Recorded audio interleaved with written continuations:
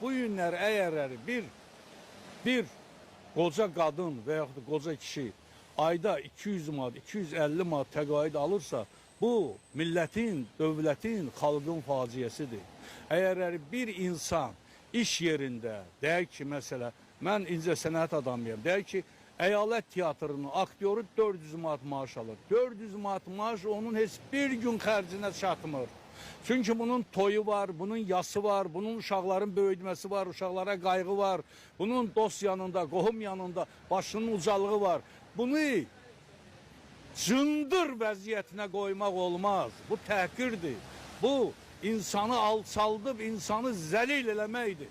İnsan xoşbəxt yaşamalıdır. Allah əgər insanı yaradıbsa, onun sərvətini də verir. Azərbaycanda istənilən qədər sonsuz neft var, qaz var, ikra var, balıq var və dünyada alternativ olmayan qızıl sərvəti var.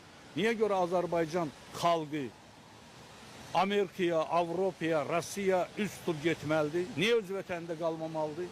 Nəyə görə?